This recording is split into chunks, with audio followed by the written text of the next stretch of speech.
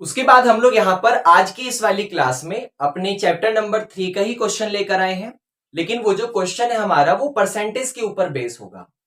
मतलब हम लोग क्या करने वाले हैं, हमारे पास जो थ्योरेटिकल कंडीशन दी होंगी उनमें परसेंटेज वगैरह का यूज होने वाला है कि ये चीज ऐसा हो गया, ये चीज इतने परसेंट बढ़ गया, ये चीज इतने परसेंट घट गया, तो ये क्या था। ऐसी कहानी हमारे पास चलने वाली है।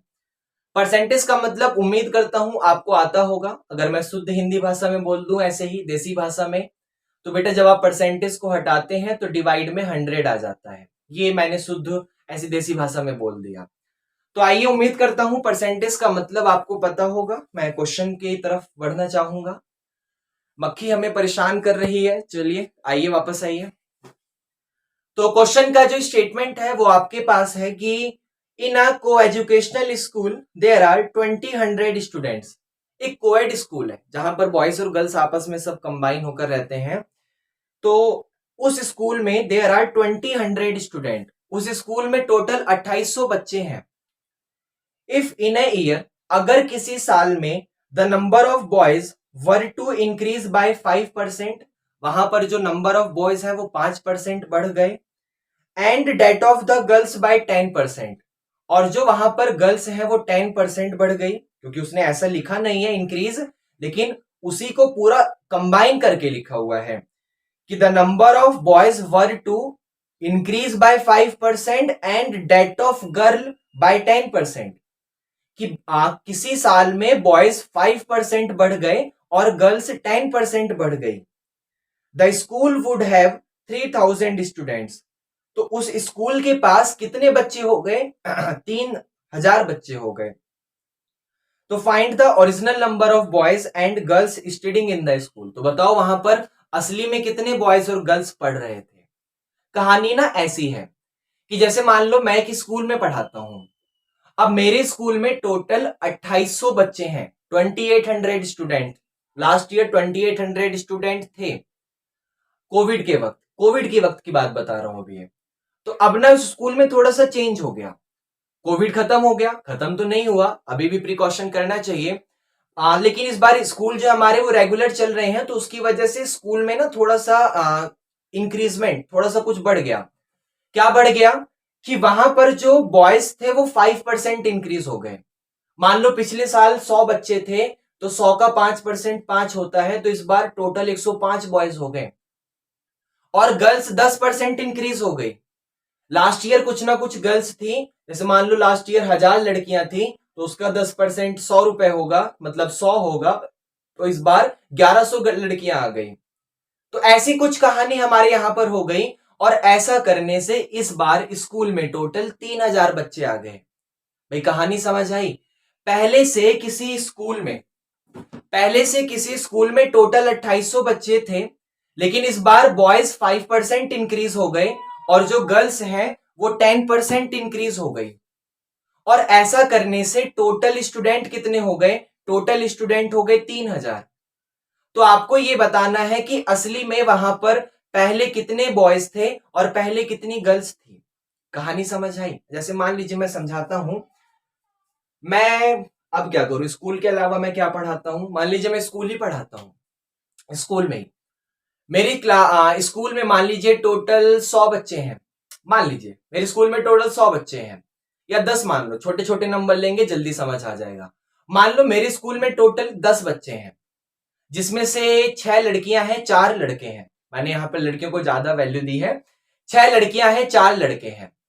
तो कहानी में ये मेरा असली रिजल्ट है। अब अगले साल थोड़ा सा चेंज हो गया, कुछ बच्चे बढ़ गए, कुछ गर्ल्स बढ़ गए, कुछ बॉयज बढ़ गए। ऐसा करने से 15 बच्चे हो गए। तो मेरे स्कूल में 10 बच्चे हैं। ये 10 बच्चे कैसे मिले? जब आप नंबर ऑफ गर्ल्स और नंबर ऑफ बॉयज को प्लस करोगे तभी तो 10 आएगा। भाई मेरे स्कूल में जितने बच्चे हैं वो सारे के सारे बच्चे will be the combination of total number of girls and total number of boys.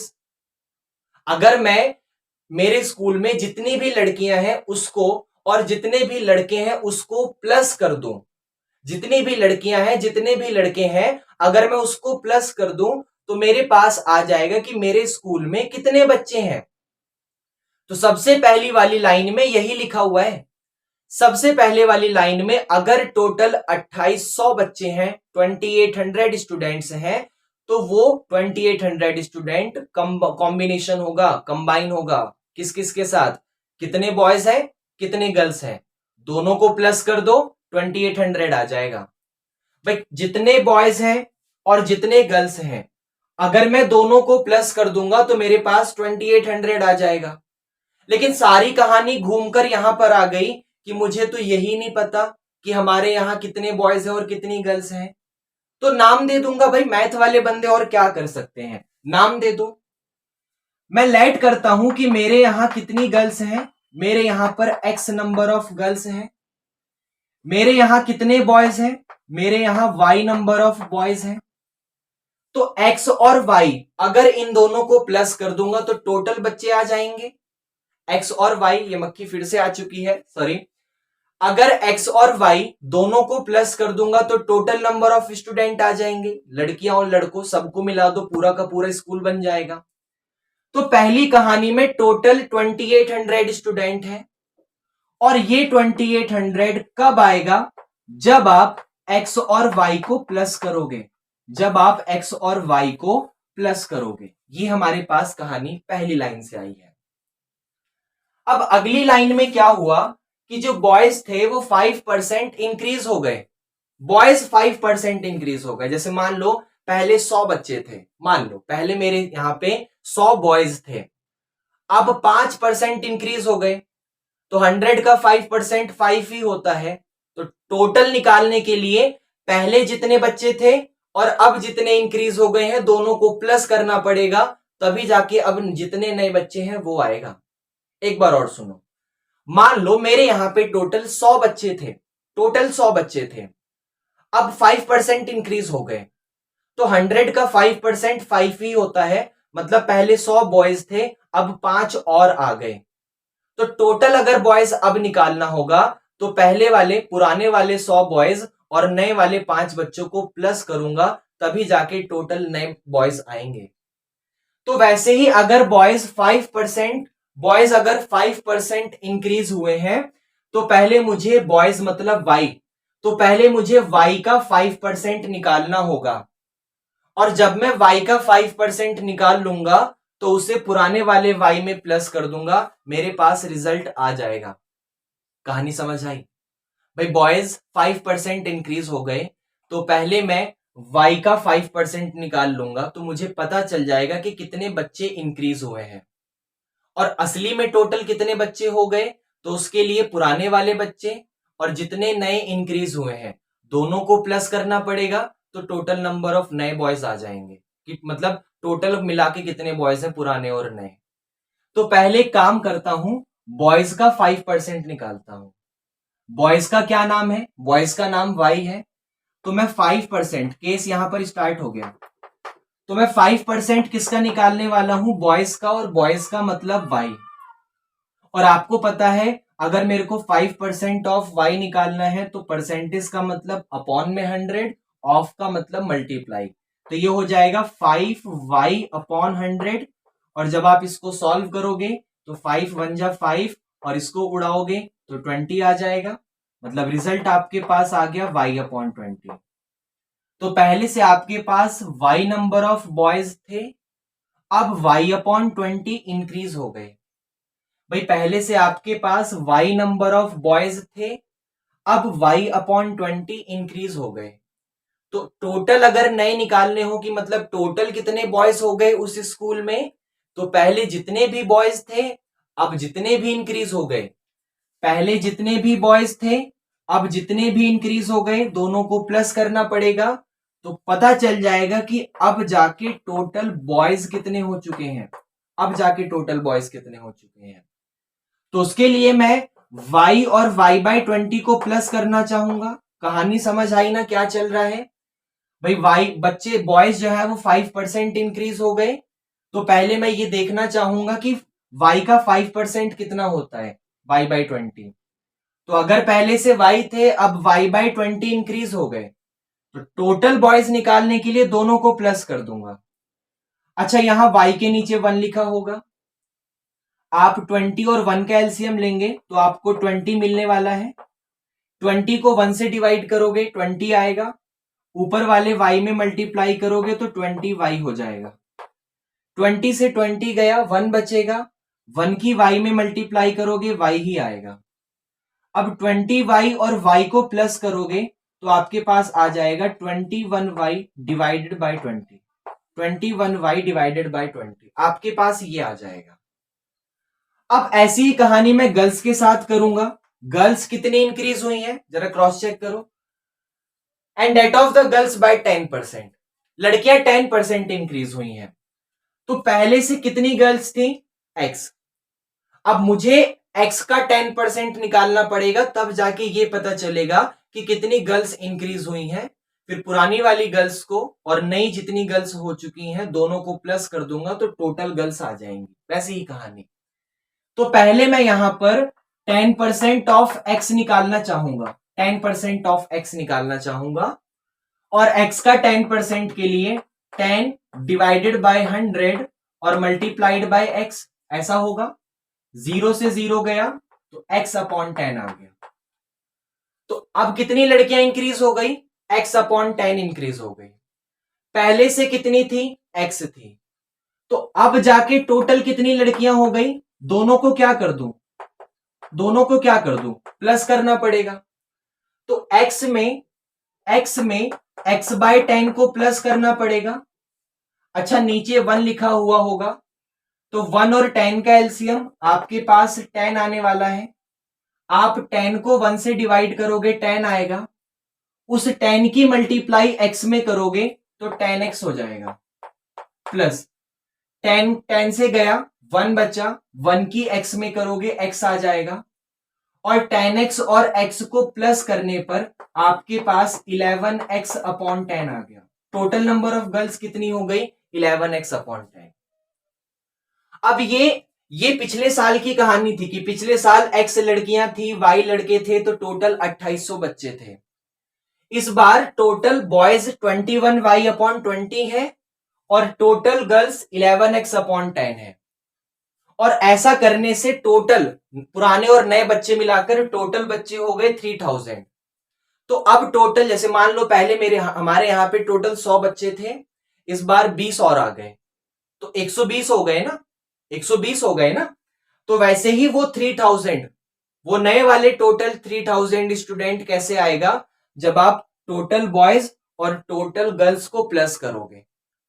तो टोटल बॉयज कितने हैं? 21y divided by 20। Total girls कितनी है? 11x upon 10। और इन दोनों को प्लस करने पर रिजल्ट 3000 के इक्वल आ जाएगा। इन दोनों को प्लस करने पर 3000 के इक्वल आ जाएगा। अब 20 और 10 का जब एलसीएम लोगे तो आपको 20 मिलेगा। 20 से 20 गया, ऊपर की तरफ क्या बचा? ऊपर की तरफ बचा 21y प्लस 20 को 10 से उड़ाओगे 2 बचेगा, 2 की मल्टीप्लाई 11 में करोगे तो आपके पास 22 आ जाएगा, और इज इक्वल टू यहां पर लिखा हुआ है 3000, इज इक्वल टू 3000। अब ये जो 20 है डिवाइड में, इसको यहां मल्टीप्लाई में भेज दो, तो ये आपके पास 3000 की 20 में करोगे तो फाइनली हमारे पास 60,000 आ जाएगा। फाइनली हमारे पास 60,000 आ जाएगा। अब ये वाली इक्वेशन और ये वाली इक्वेशन को सॉल्व करेंगे। सॉल्व करते हैं, आ जाओ। क्या कर सकते हैं सॉल्व करने के लिए? भाई आप लोग एक काम करो, या तो x को एलिमिनेट करो या y को। मान लीजिए मैं y को करना चाहूंगा क्योंकि y 21 है, वो छोटा है 22 से, मैं y को करना चाहूंगा।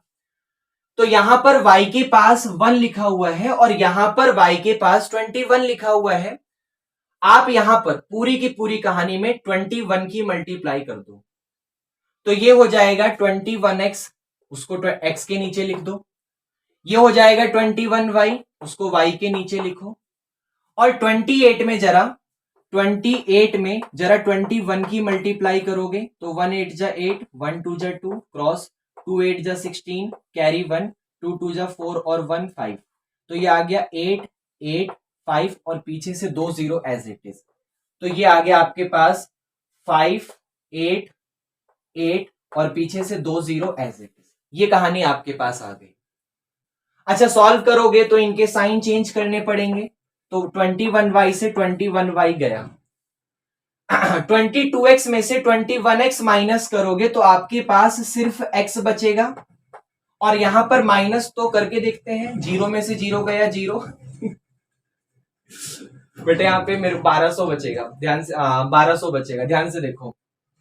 0 में से 0 गया 0, 0 में से 0 गया 0, 10 में से 8 गया 2 बचा, यहां बचा 9, 9 में से 8 गया 1, 5 में से 5 गया 0, तो 1200 आ गया। भाई 60,000 में से 58,800 माइनस करोगे 1200 ही तो बचेगा। तो x की वैल्यू 1200 आ गई। अब इस x की वैल्यू को उठाओ और जो इजी पड़ता हो, ये वाला इजी था या ये वाला इजी था, ये इजी है, यहां पुट करते हैं तो y आ जाएगा। तो 1200 प्लस का y इज इक्वल टू 2800। अच्छा, प्लस का 1200 उस तरफ जाके माइनस होगा, तो y की वैल्यू आ गई 2800 माइनस का 1200, और 2800 में से 1200 गया तो y की वैल्यू आ गई 1600। अब x का मतलब क्या था? x का मतलब था टोटल नंबर ऑफ गर्ल्स, तो वहां पर टोटल 1200 लड़कियां हैं। y का मतलब था टोटल नंबर ऑफ बॉयज, तो वहां पर असली में पहले 1600 बॉयज थे और 1200 गर्ल्स थे। ये हमारे पास यहां पर इसकी कहानी है, जो उसने हमसे पूछा था, find the original number of boys and girls studying in the school. तो ये हमारे पास कहानी थी कि वहां पर बॉयज का मैंने नाम y दिया था, y की वैल्यू 1600 आई है, तो 1600 बॉयज है। गर्ल्स का नाम x दिया था, x 1200 आया है, तो 1200 गर्ल्स है। तो ये हमारे पास यहाँ पर परसेंटेज से मिलती जुलती कहानी थी। जैसा भी लगा कमेंट करके फीडबैक दो, लाइक करके सब्सक्राइब कर दो, और कमेंट में फीडबैक जरूर दो। जैसा भी लगा, कोई नया क्वेश्चन है करो, रिप्लाई करूंगा, क्वेश्चन पूछेंगे। Thank you.